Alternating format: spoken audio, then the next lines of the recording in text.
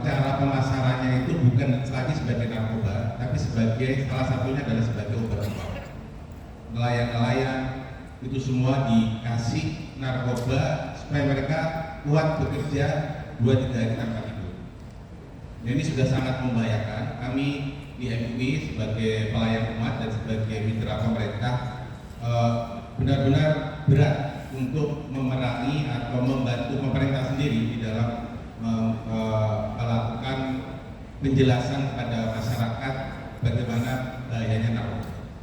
Apakah ada program Pak di Kementerian BUMN yang bisa dikolaborasikan dengan MUI? Karena kami lawan-lawan kami adalah orang-orang berduit Pak.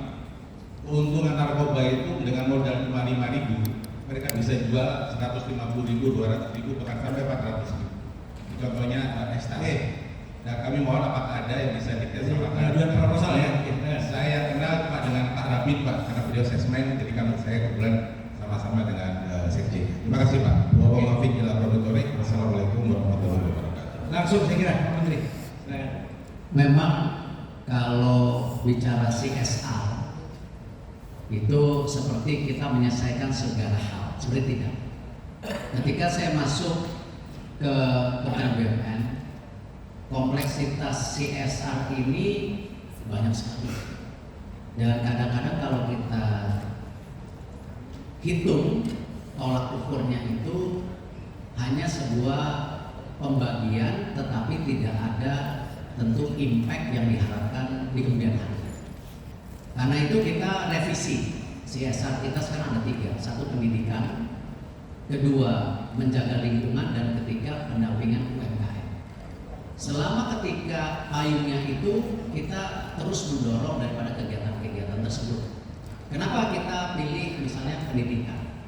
Kita punya program magang para santri-santri di BUMN. Saya terakhir kalau misalnya angkanya hampir 4.000 orang. Saya pernah waktu itu, nanti saya cek yang tahun ini. Jadi karena kita lihat ya pendidikan itu menjadi sebuah kunci kita ini bisa berkompetisi dan menciptakan manusia yang berkualitas. Tanpa pendidikan kita tidak jadi apa-apa. Saya kerjasama dengan Basnas mengenai khusus waktu itu Pak ya, izin hanya di pendidikan karena semua daripada zakat yang diberikan kalau bisa kita proses ke pendidikan, tidak lain.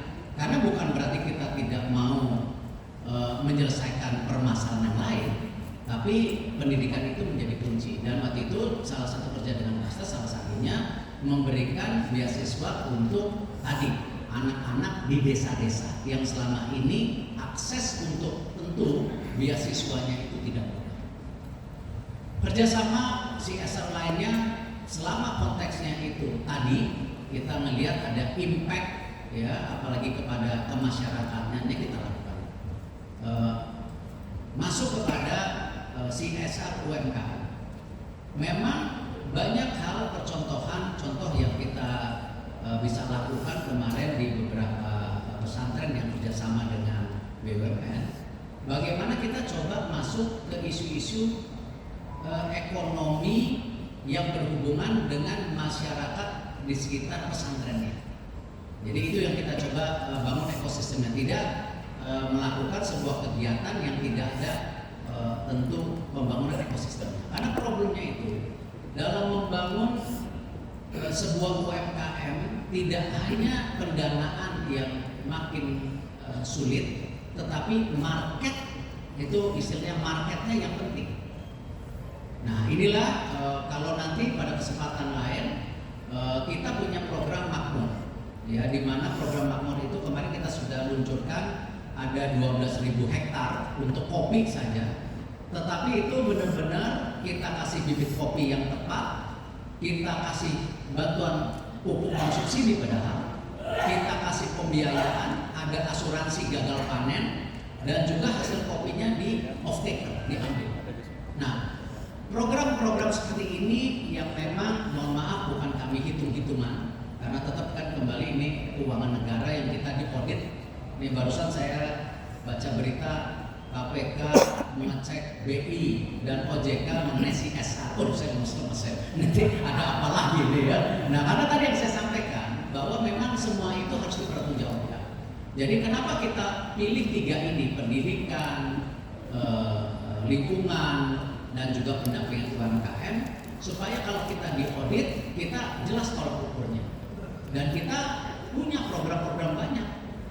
Kita ada selain makmur tadi yang saya sampaikan mengenai kopi, kita ada tadi misalnya mengenai market place. Kita ada padi UMKM.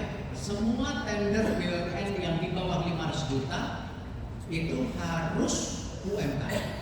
Nah, nanti ekosistem yang tadi itu tinggal di mirroring aja Pak, ditempel.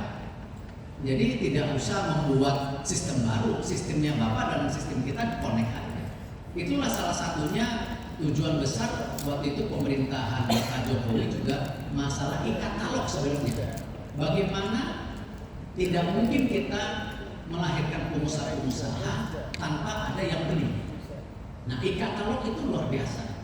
Nah, ini yang saya lihat, kita tidak boleh berpikir parsial, tapi mengkonek seluruh sistem yang ada dengan tadi pembelian yang sudah dibangun. Apakah di BUMN Padi UMKM, apakah tadi di pemerintahan ada e-katalog, dan itu semua transaksinya real karena itu terdeteksi semua barang-barang. Dan pemerintah pada saat Pak Jokowi juga sudah menerapkan bahwa 40% harus TKDN. Nah, payung-payung hukum ini yang saya rasa harus dieksplorasi. Kita harus melihat kesempatan-kesempatan. Dan saya yakin Pak Prabowo janjinya sama, karena itu salah satunya mengenai penghapusan hutang ini kan tidak lain bagaimana 1 juta ini bisa tadi punya sebuah pendanaan yang baru yang selama ini sudah tidak bisa dilakukan lagi. Dan itu sendiri tadi saya sampaikan, kita kalau ini sukses dalam 1 tahun, kita akan mendorong lagi yang namanya penghapusan hutang untuk tadi petani dan juga peternak yang selama ini juga masih ada sangkutan daripada tentu bekas COVID, ya waktu itu situasi COVID yang tidak. Nah, ini kita dorong semua. Plus tadi ada asuransinya, ada asuransi ternak, tani dan lain-lain yang sebenarnya kita sudah trial tadi di program makmur yang tadi gagal panen. Nah, ini semua Pak akhirnya harus kita bangun sebuah ekosistem bersama. Tidak bisa kita berpikir sendiri-sendiri. Dan ini yang saya yakini dengan perbaikan daripada sistem yang pemerintah lakukan melalui digitalisasi, kemudahan akses daripada pasar, kemudahan pendanaan, ini yang saya rasa bisa dikolaborasikan. Dan saya berharap memang MUI ke depan juga turut membangun aksesibilitas daripada ekonomi syariah. Ya, karena saya yakini ya semua itu bisa baik kalau tadi pemerataan ekonomi bisa terjaga. Tadi pertanyaan buat Ibu, kalau BUMN sendiri untuk program untuk perempuan Bu itu ada yang namanya PNMK. Ya, itu pinjaman 1 sampai 5 juta di desa-desa, ya. Itu jumlahnya udah 14 juta lebih. Dan ini sebenarnya juga untuk pesantren bisa dikerjasamakan untuk orang tua santri sebenarnya, karena jumlah 14 juta itu sangat signifikan. Saya yakin juga jangan-jangan ibu-ibu ini anaknya santri. Cuma selama ini kita tidak pernah punya satu data yang sama-sama. Dan bahkan ini akan menuju sampai 20 juta. Dan untuk kembali mengenai program proyek strategis nasional, saya tidak bisa bicara, Ibu mohon maaf, satu proyek yang ini lebih baik daripada yang ini. Kami melakukan proyek strategi nasional itu di lingkungan aset BUMN. Jadi bukan di lingkungan sebuah daerah yang BUMN tidak punya tanahnya. Jadi tanah yang ada di BUMN itu clean and clear. Seperti program proyek strategi nasional yang ada di Batam, itu tanah dari PT PN seluas 4.600 hektar. Di situ kita bangun integrasi daripada kawasan industri yang maju. Karena selama ini kita tahu yang namanya investasi itu tidak mungkin bisa berjalan tanpa aksesibilitas daripada logistik ataupun tentu dengan tadi tanah yang memang bisa dipergunakan. Dan di Batam sendiri sekarang menyerap lapangan kerja sudah sampai 20.000. dorongan-dorongan proyek strategis nasional yang seperti ini. Kalau kompleksitas mengenai proyek strategis yang dibangun oleh private sector, ya tentu saya tidak bisa menjawab tupoksi itu. Nah, tapi kalau kita lihat mengenai isu tanah ini, saya tidak mau membela satu dan lainnya. Salah satu kesulitan kita menarik investasi dari luar negeri memang masalah tanah. Karena tanah ini juga kita harus juga sadari, Indonesia ini 70% laut, 30% darat. Kadang-kadang kita lupa seakan-akan darat kita lebih besar dari laut. Dan kadang-kadang kita terlupakan, kita ini negara besar sekali. Dari Aceh sampai Papua itu 8 jam. Di Amerika dari New York ke LA 6 jam. Besar Indonesia. Iya, tapi laut. Kalau Amerika itu tanah. Artinya kompleksitas kemarin masalah tanah ini akan menjadi hal yang terus menjadi sebuah perdebatan panjang. Sama ketika pemerintah bicara pembangunan 3 juta rumah, ya, pemerintah bicara mengenai swasembada pangan. Di lain pihak kita bicara polusi udara. Semua memerlukan tanah. Rumah memerlukan tanah. Hutan memerlukan tanah. Kawasan industri memerlukan tanah. Ataupun pertanian memerlukan tanah. Tanahnya yang mana? Tanahnya yang mana? Padahal kalau kita lihat hutan pun sekarang menghasilkan sebuah keekonomian buat masyarakat sekitarnya kalau hutan itu diurus dengan baik. Amerika itu punya hutan yang dilindungi, ya, seperti Yosemite, nanti di Google aja. Itu impact daripada perawatan hutan di Amerika menghasilkan 55 miliar US dollar. Dan impact ke masyarakat sekitarnya 26 miliar US dollar. Kalau kita lihat kawasan yang dilindungi di Indonesia hari ini, pemerintah mengeluarkan dana hampir 400 miliar. Tapi kalau kita lihat keadaan hutannya, kemarin makanya Pak Raja Antoni langsung melihat Waikambas, hutannya gundul, masyarakat sekitarnya miskin, dan kita juga lihat hewannya punah. Artinya apa? Dana yang dikeluarkan itu impactnya hampir tidak ada. Makanya Pak Raja Antoni sekarang sedang mereview total kebijakan daripada mengenai hutan yang dilindungi, terutama yang ada hewannya. Nah, hal-hal seperti ini yang memang kita harus melihat dari kacamata yang tidak hanya satu, tapi kita harus lihat dari konteks yang lebih besar. Termasuk tadi bagaimana perlindungan mengenai tadi hak-hak yang dimiliki masyarakat kalau sampai tanahnya tidak atau mungkin ilegal yang dipergunakan secara tidak baik.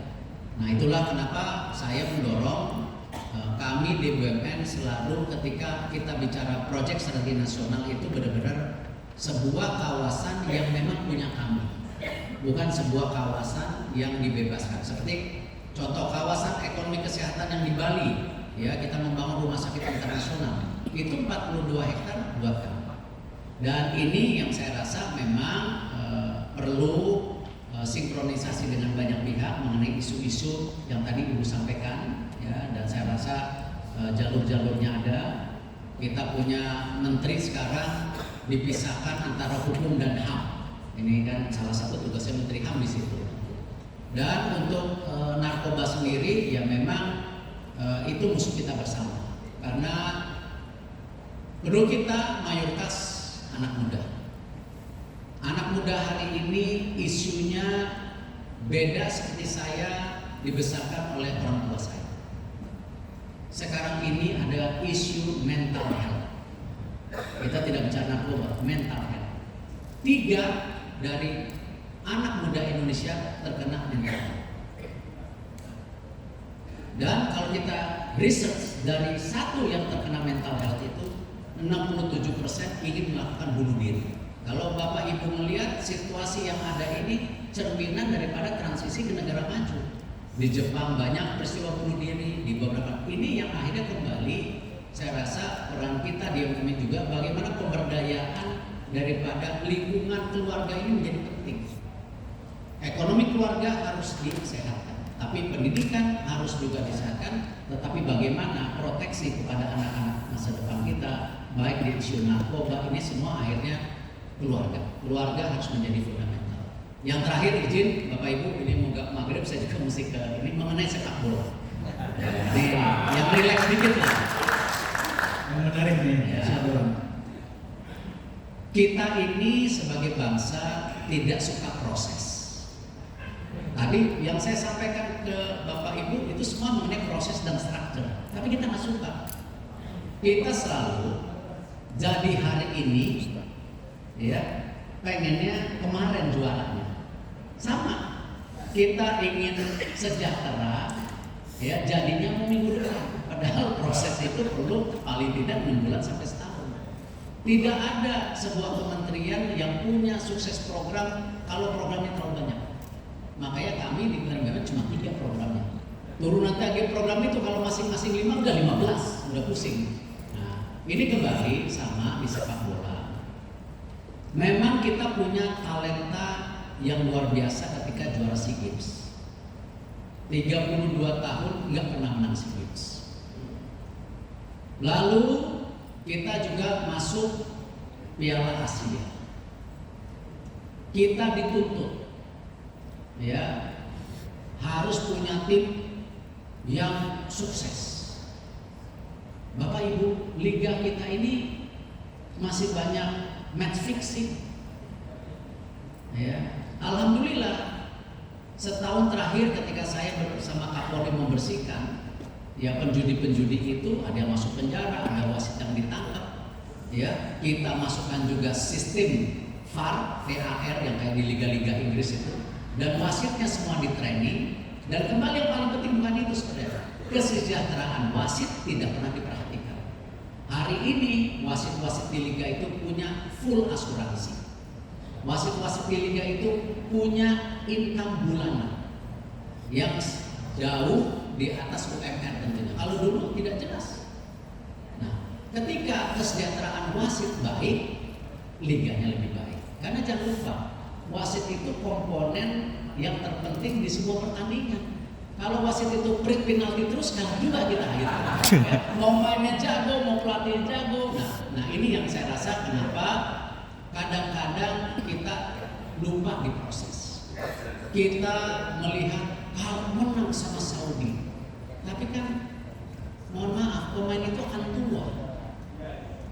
Pemainnya akan tua. Tahun depan kita sudah SEA Games lagi di Thailand. Tidak mungkin Thailand mau kalah sama kita. Artinya apa? Regenerasi harus terjadi. Pemain juga pasti perlu waktu recovery. Liga ini panjang, tim nasional main, mereka bukan robot. Nah, artinya kita memperbaiki sistem regenerasi kita dengan resiko. Tetapi resiko yang kalkulatif.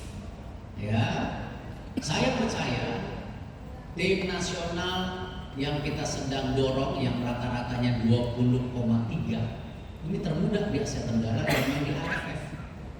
Nggak apa-apa dipukulin Pak. Tapi 2 tahun 3 tahun lagi bisa menggantikan generasi emas yang kemarin.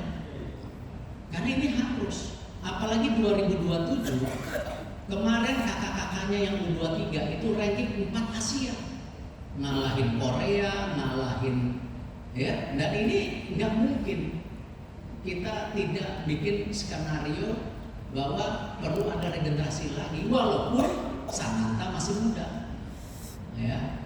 Tapi yang lebih muda harus dibangun lagi.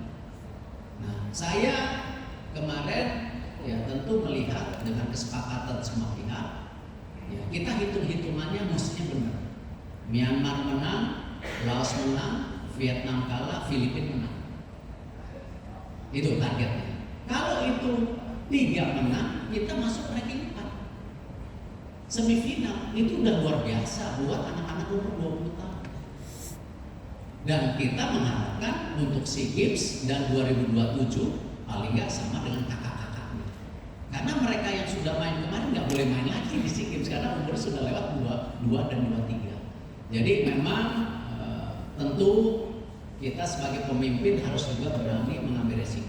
Sama, Pak Prabowo mengambil kebijakan yang mungkin kadang-kadang tidak populer, ya, terutama untuk dunia internasional. Ketika bicara penghapusan buku, itu market, ya, bursa tidak positif, investor tidak positif. Tetapi kan itu keberpihakan negara pada rakyatnya ketika 1 juta UMKM yang memang dimudahkan untuk berusaha kembali. Jadi itu yang saya bisa sampaikan. Terima kasih atas